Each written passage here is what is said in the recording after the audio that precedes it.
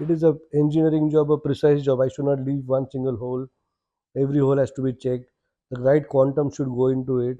The right connection should be done. So it's a proper engineering job, a complete clear thought process job. So one team is, they start only deploying the explosives. There's a second team which follows.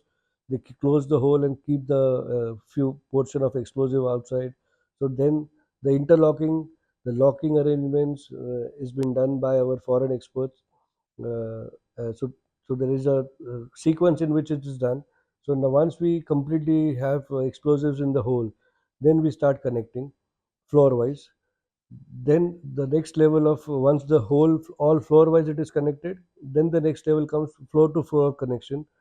Once that is done, then building to building connection, then that is finished, then you have a connection which is final, goes to the point of where we're going to press the button. So that will be done only at 12 o'clock on the day of blast. We have a day of blast is say 20th of August, 2:30 p.m. is the time. So exactly at 12 they'll start a final check.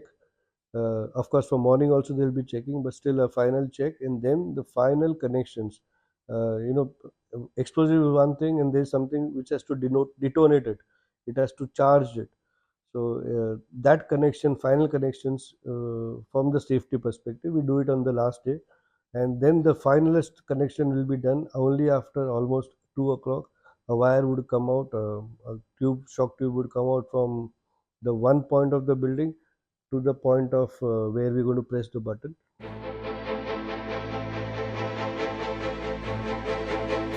We've selected almost 120 meters away from the building. It's either there's a main road from close to the ATS side.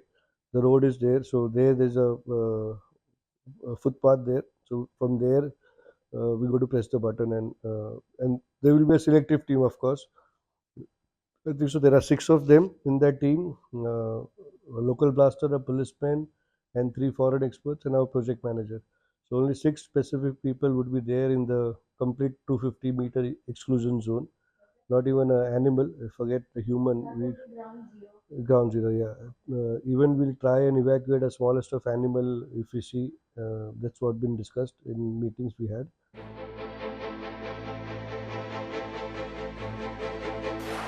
This explosives was what technically our partner said should take approximately 9 minutes to ignite, 9 seconds. I'm sorry, to ignite, and then 4 to 6 seconds we see the structure coming down. So basically, the overall process should last not more than 12 to 13 seconds. That's what is envisaged now. That's how we're looking at it.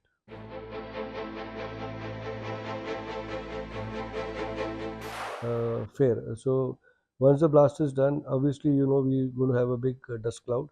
So we all of us would wait for the dust cloud to settle, which would hardly take 10 minutes or so. Then the team of those six people who are the closest to the structure, and they are all blasters, so they would visit the site and see first, have a fast round on the site, whether any damages nearby structure, anything weakening, or do they see any live physical inspection by do they see any live explosives, which is there is 0.001% chance, but still, so that check will be done. Once that is done, then CBR has requested they want to have a look at things. So probably there will be a second. So after that first round, it will be declared a all clear zone by our team to the police. Police on radios will talk to other ones, and the first thing we're going to start with the expressway. We plan to close it only for half an hour, from 2:15 to 2:45.